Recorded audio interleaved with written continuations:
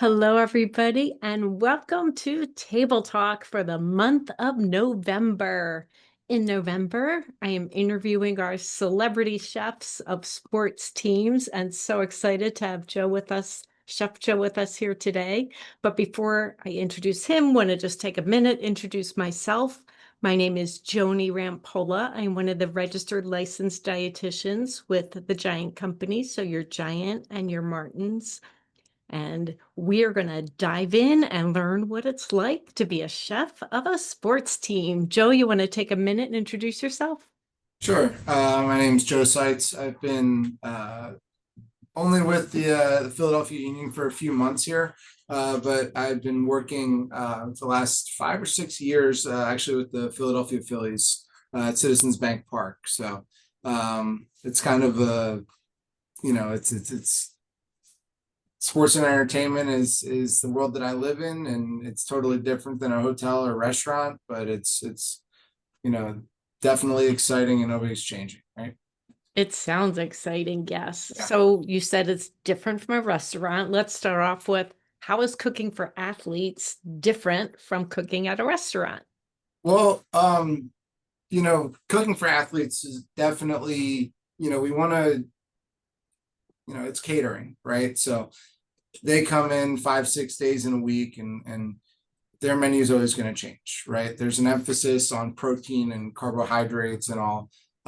Whereas in a restaurant, menus will stay the same for the most part, right? Menus kind of, change seasonally, maybe monthly. And, restaurants, they don't all rely on it, but they use deep fryers and everything like that, that, we want to kind of keep away from professional athletes. So basically the biggest difference would be portion sizes, right? Like I mentioned, we're catering every day. And then certain techniques like fried foods, we try to avoid. Yeah. Yep, got it. So I have a customer question. What is the most unique dish that you make? So I mean, I wouldn't say that it's all that unique, but we try to especially with the soccer team, right? We have players from all over the world, and every now and again we will spotlight, a specific type of cuisine.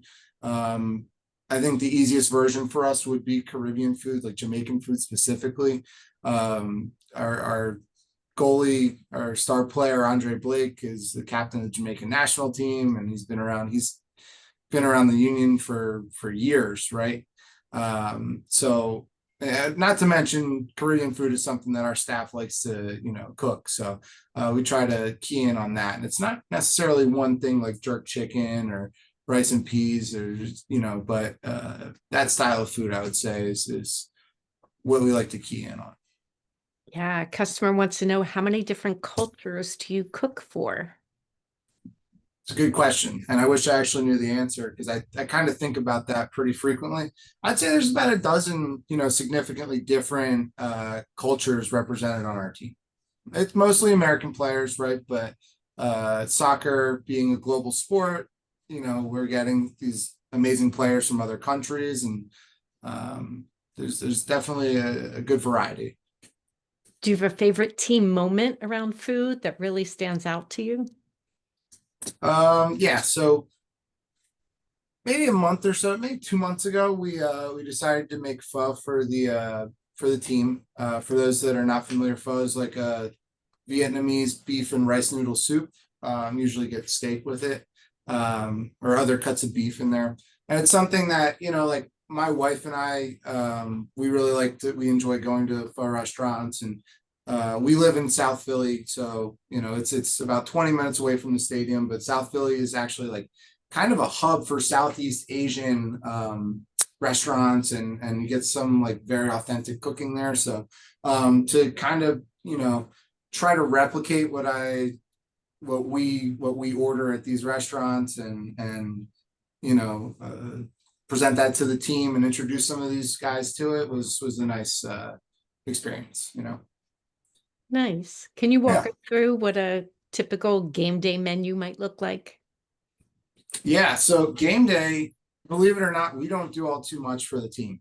Um, they're not really required to be here all morning before the match, right? They come a couple hours, maybe 3, 4 hours at most, before. So we do provide food like sandwiches and wraps and fruit. Um, but for the most part, their pregame nutrition is up to them. Each player is a little different, right? Some folks like to eat light. Some people, have had their routine, I'm sure, since they were a kid. And like I mentioned, like that's kind of up to them pregame. So we just kind of try to provide like kind of simple like grab and eat things if they happen to be hungry pregame. But it's nothing really elaborate, you know. Yep. When do you cook for the team? I'm sorry, when do we cook for the team? Yeah, Um, customers asking. oh, gotcha. So they train regularly here, 5 or so days a week on average, depends how much they're traveling. And then, during international breaks, you can kind of treat it like a everyday 5 day a week job, right, for them. But for the most part, the weekdays we provide breakfast and lunch. Um, of course, we'll provide like post game meals when requested, but it's for the most part breakfast, lunch, on the dates in between their matches. Excellent. And Yeah. customers asking, chef, do you create the menus yourself, or are there nutritionists or dietitians who do so? So it's a blend, right? I actually have the team of I have an executive sous chef and a couple of other sous chefs who will collaborate and create the menus, right? And from there, we kind of, check it off and then send it over to the team nutritionist. And they will put their seal of approval on it. Sometimes the team like nutritionists will suggest items or even beverage. So it's definitely a collaborative effort. And it's one of those things we're always looking for a lot of ideas. We don't want we don't want the players to experience kind of like, I guess you could say like food fatigue, right? When we all experienced it when we were younger, where it's like, mom made this again. It's not always a bad thing, but we want to try to keep a steady variety of food available for them. So the more suggestions, the better. Yeah. Absolutely. Hmm. A customer wants to know who inspires you where you're cooking. Who inspires me? So I gotta tell you, I wouldn't say that it's any one person or area of my life, but I think that food, especially like in the last like 10 or so years, has become more available through media, and it's more of a talking point. People are really interested in celebrity chefs and fine dining and stuff that maybe they weren't necessarily interested in a few years ago. So I think that like maybe I'm just centered in it. My wife's also in the hospitality world, so we're kind of surrounded by a lot of really talented restaurant and hospitality folks.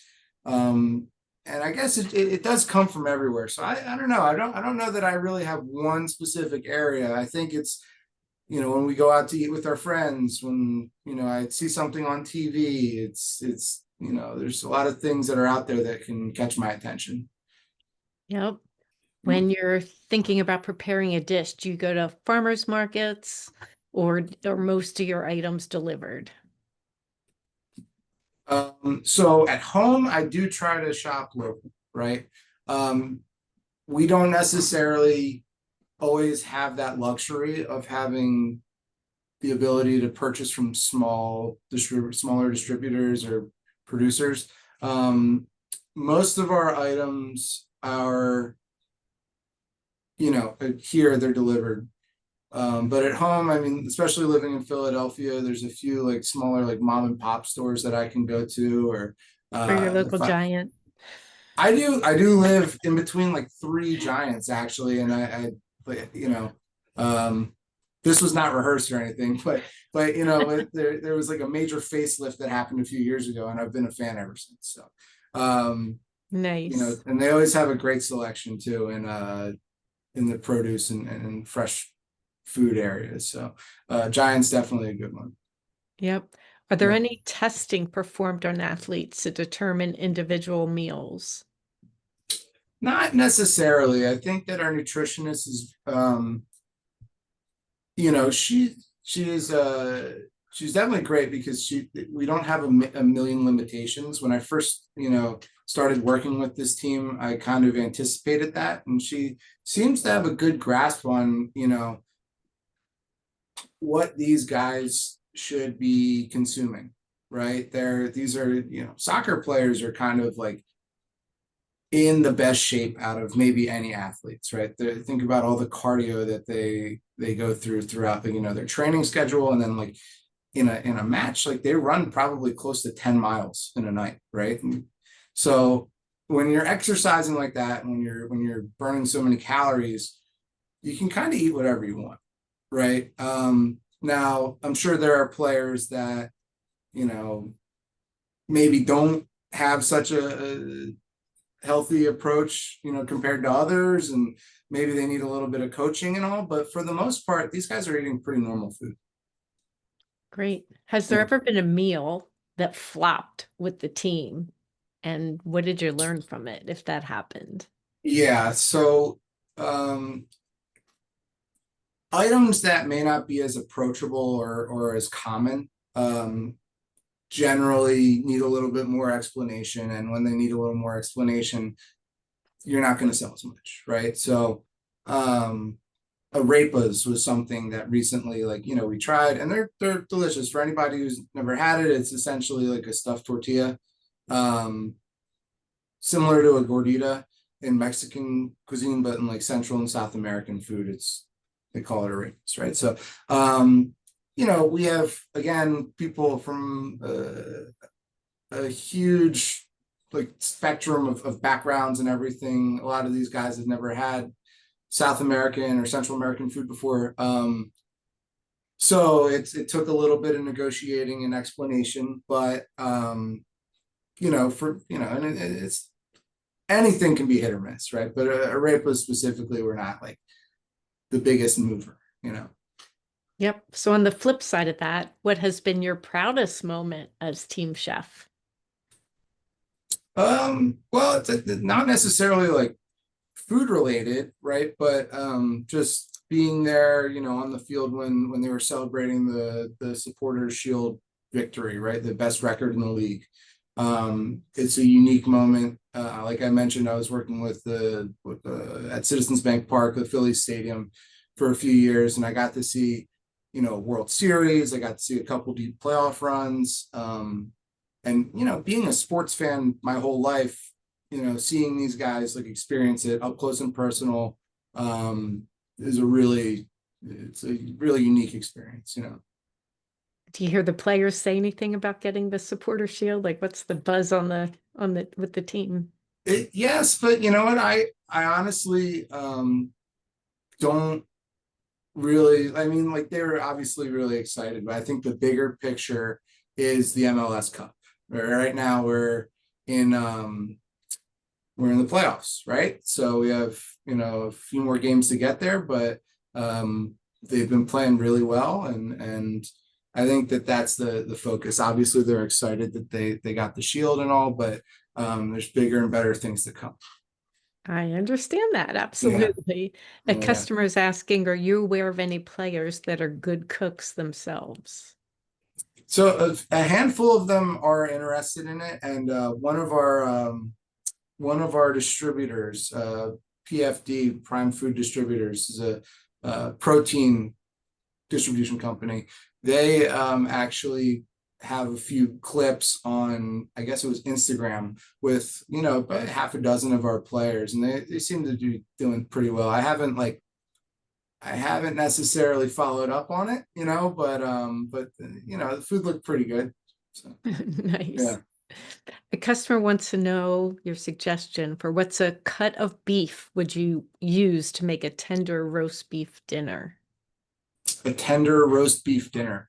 So you can go a thousand different ways. It all depends on how, if you want an actual large roast, how many people you're serving. I think, if you're slicing it, right, you want to go prime rib. I think that's the king of meats right there is ribeye. But if it's something that, it may be something similar to a pot roast, I mean, I would get some chuck and or chuck flap short rib. You can dice that up and sear it in a pan, and then roast kind of or saute any kind of like vegetable that you really want to use and braise it. Um, so there's a couple of different ways. So either I guess a prime rib, or if you're going for stew, I guess a chuck roast. Yeah. Tell us about your off season. What do you do? How does your job change? So I have not yet experienced an off season in this stadium, right? But with the baseball season, which kind of lines up with soccer schedule, the off season is used for planning, right?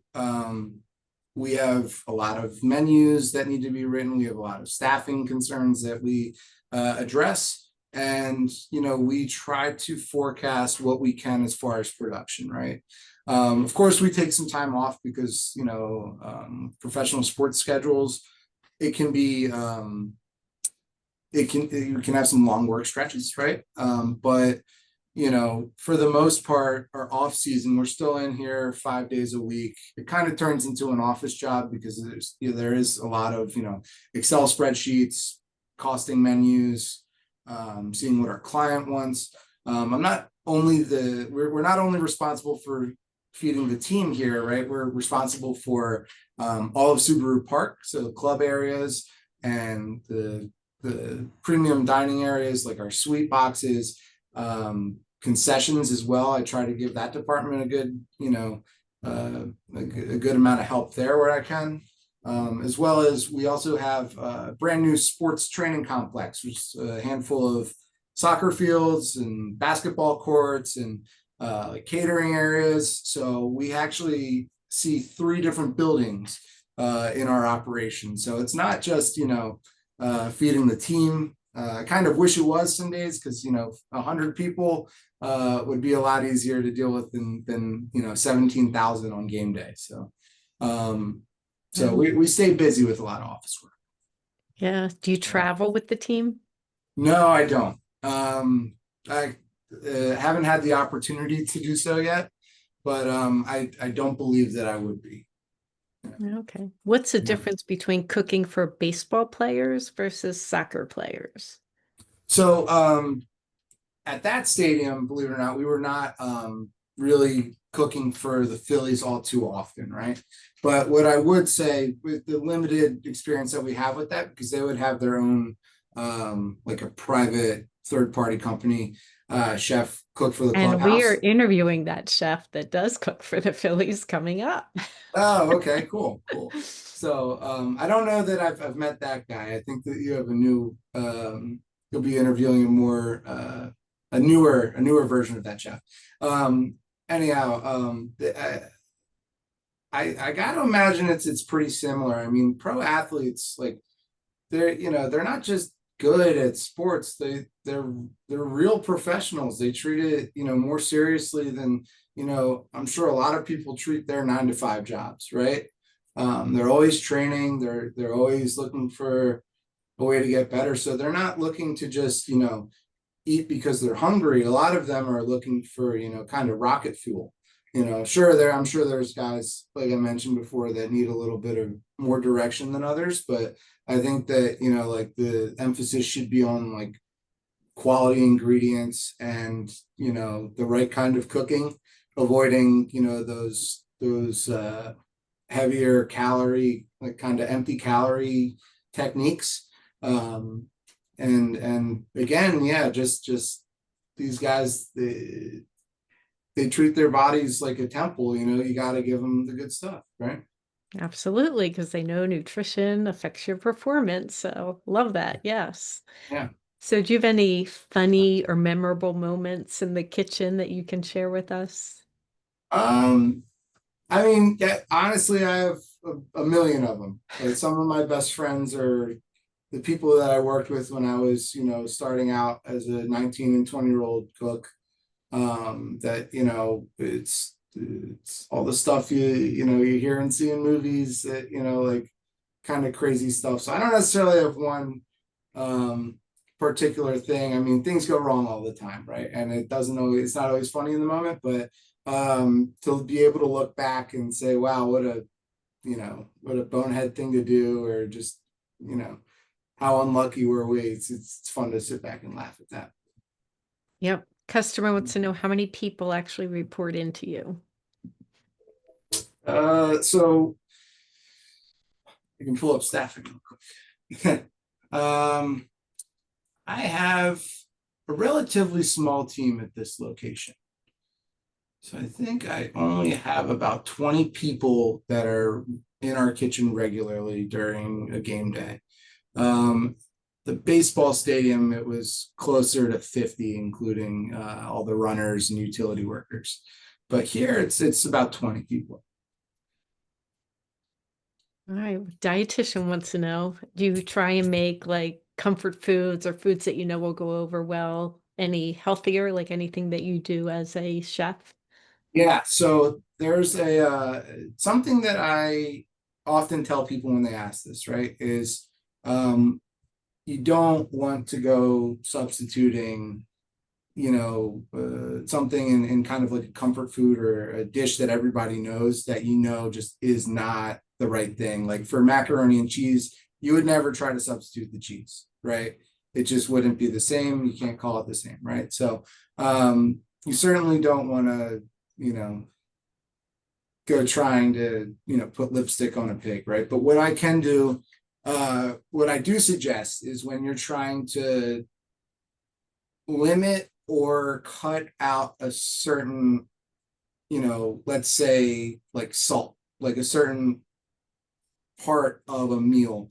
There are other bits of, I guess you could call it the taste spectrum, that you could rely on to combat or make up for the lack of something. So think about, when you hear about somebody loses their sight or their hearing, they say that the other senses are, one of them will heighten, right? And you can kind of do the same thing. So like salt, for instance, you can make something a little more spicy, right? We have we have salt, certain tastes. We have salty, fatty, sweet, spicy, and then umami, which is kind of like the unexplainable, just like savory flavor. If you cut out one of them, you can heighten another one, and usually it'll mask that. Got it. What do you do with leftover food? So we have, like I mentioned, about 20 people that work on our staff, and other departments in the building also staff during, I guess you could call them down days. So leftover food, we try to repurpose into staff meal, right? And if we can cool it properly, if we can package it properly, it doesn't have to get wasted or composted the very next day.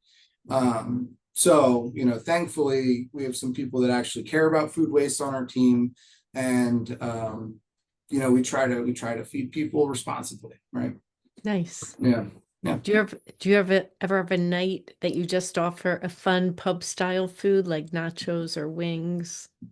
Yeah, I mean that's concessions, right? And frankly, like when I go to as I'm a sports fan myself, when I go to other arenas and I go to, and I'm hungry, I don't necessarily want something that I can get at a sit down restaurant. I want Yeah. the concession stand item. I want the fair kind of food, so we often, rely on handheld items, right? Whether it's a taco, nachos, wings, a slider, something like that. I mean, it doesn't have to be the generic version of it. We try to put a little twist on it.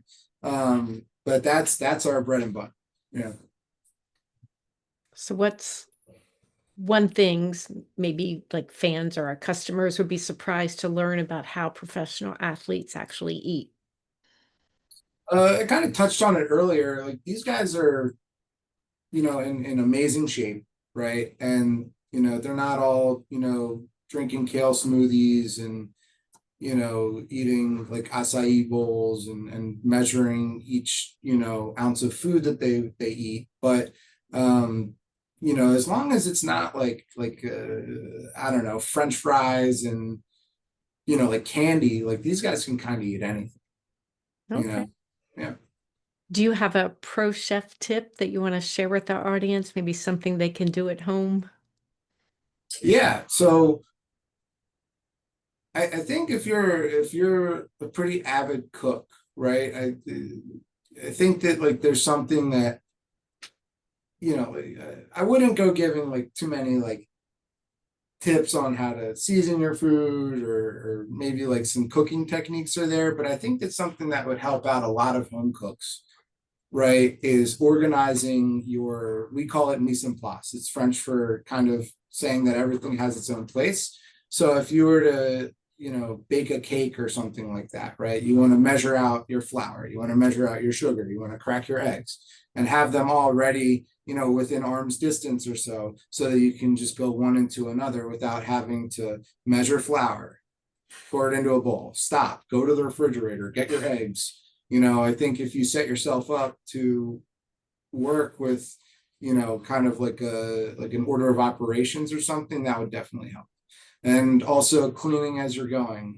I have to remind my wife every now and again, that she should be doing that, So not that we both cook plenty at home, but I always have pointers and I try not to be too critical. Yeah. Yeah. Yeah. Do you specialize in any type of cooking, like for an example, vegan? No, not necessarily. I try to embrace kind of anything that I can learn a little bit about. Um, it's kind of goofy, but maybe I do specialize in, I guess, like pizza shop stuff. It's where I got my start as a teenager, and being in Philadelphia, we love hoagies, we love cheesesteaks, we love that kind of stuff. And it doesn't have to be the generic version of it. We can kind of make it a bit more upscale and do it better than the last time that we did it. But it's I wouldn't say that I'm an expert or specialized in any one area. Yeah. Okay. What's Yeah. your favorite meal to prepare for the team? So they really love, or at least it's kind of become sort of a pregame ritual, eating waffles for breakfast the day before a game, and then for lunch that day, chicken parmesan. Yeah. That's interesting, yeah. Yeah. Yeah. So any favorite quick recipe or snack that the audience could try to eat like a union player? Yeah. I mean, that might actually be it. It's the like I mentioned, the chicken parm, it's I was surprised to hear that they've been eating that almost ritually. And because I don't know, again, like having the expectation of these guys needing like the cleanest diet and everything. Not that they don't eat clean, but that's something that I would almost say is specific to our menus. Customer wants to know how many unique meals do you typically make in a season? Question. I would say probably 2, 3 times a month we try to lean into um, a meal from somebody's specific background, or we have a really good executive sous chef here, Mallory, who she's also always looking for unique meals to make, because it's not just about our the chefs on our team, or I'm sorry, the players experiencing food fatigue, but it can also be the chefs on our team kind of getting tired of cooking the same thing over and over. Any meals that are heavy in your rotation? Yeah, the waffles and chicken parm. I mean, breakfast kind of stays the same throughout the week. Like we have we always do eggs. right? We have eggs and then a rotating kind of breakfast protein, as well as a couple pastries here or there, and yogurt. So breakfast kind of stays the same, although we do change up. Like the pancake will never really be the same 2 or 3 days in a row. We'll do waffles again, like I mentioned, French toast. Um, Yep. And yeah, then yeah. last question for you. Any tip or favorite recipe or meal idea that you can share for the upcoming holidays, such as Thanksgiving? So with Thanksgiving, right? Everyone, seems to have their favorites, and every family member that's cooking has, everybody kind of knows what the good things that they make are. So, uh, myself, I don't, and Thanksgiving is my favorite holiday. I'm a big eater, and it's nice to be around the family and everything. Um, I don't necessarily think that I have one specific favorite item, but I think that a technique that people ought to pick up on when it comes to Thanksgiving is actually like taking the cooked turkey and cutting off the whole breast and slicing it, or cutting off the whole drumstick and shredding that for, your dark meat. And same with the thigh. I think that, folks would benefit from kind of a cleaner slice of turkey, as if you were to slice it like, a whole like turkey breast rather than right off of the bone, because it can kind of get shredded, or may not look as nice. And in turn, you may not be yielding as much off of the turkey. So that's something that I don't know if it's because I'm a chef and I kind of look at things a little differently, but it's something that I feel like folks would benefit from. And Yep. every year Great tip. seems to be somebody who kind of looks at it and says, wow, I've never seen somebody do it before, but you have, it just maybe not at Thanksgiving. Right. Well, thank you so much for sharing all these great tips and Yeah, ideas and giving us some insight into the Philadelphia Union team. We so appreciate you and your time.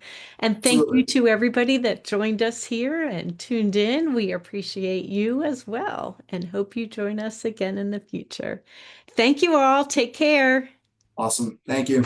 Bye. Bye bye.